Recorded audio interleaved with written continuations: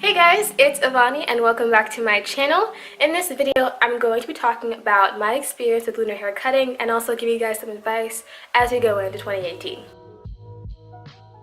Okay, so I've already filmed this video, but I'm redoing it this year because the last time I did it, the quality kind of sucked and it was my first time talking in a video.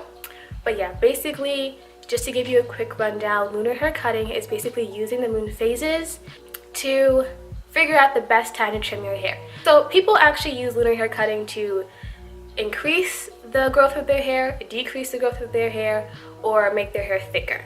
I'm going to focus on the speed of hair growth, so making your hair grow faster in this video. And basically I'm just going to explain to you how that works. Basically with lunar hair cutting, you have to be aware of the moon phase and the sign that the moon may happen to be in at the time. Okay, so in terms of moon phases, there are 4 moon phases: a new moon, a waxing moon, a full moon, and then a waning moon. And the best phase for increasing hair growth is a waxing moon because when a moon is waxing, it's growing. When you trim your hair during a waxing moon, your hair has the opportunity to grow with the moon as it becomes full. That's the theory behind it. Next is the zodiac signs. There are 12, which are divided into 4 categories: earth, air, water, and fire. So for hair growth, we focus on the earth and water signs. Now, when I was doing research, I was really confused as to why prior to 2012, everyone was saying, trim your hair in a water sign. It's so amazing, your hair will grow so fast. And then after 2012, everyone was like, oh dear Lord, do not do that. Don't trim your hair in a water sign. And after doing extensive research, I realized that the people who were writing these blogs in 2012 had more natural hair. Like their hair wasn't straight, it was more curly or wavy or really kinky. I realized that if you have wavy, curly, kinky hair, it's best to trim in a water sign because it's going to give you more moisture. However, if you have straight hair, you may not want to trim your hair in a water sign because you're going to have oily hair, and that is something that I realized a lot of straight hair girls don't like at all because it makes their hair look dirty. So then I recommend for straight hair girls to trim your hair in an earth sign like Taurus or Capricorn. So that's the basic rundown of what it is. I'm gonna edit so it makes sense. My advice to you is you don't have to trim a lot of hair to get benefits from this. You can trim like 1/4 of an inch and then just wait 6 months and then do it again.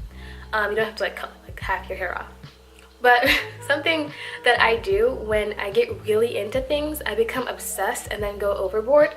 So when I first did this lunar hair cutting thing, I trimmed my hair every single month for like 6 months and my hair was still the same length, which is a good thing. Usually if your hair is growing slowly or isn't growing at all and you trim your hair every month, you're gonna see a decrease in length, but my length stayed the same.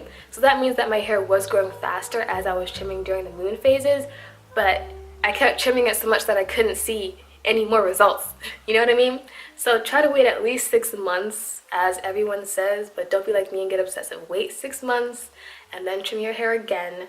It's fine. Patience is the key to things like this.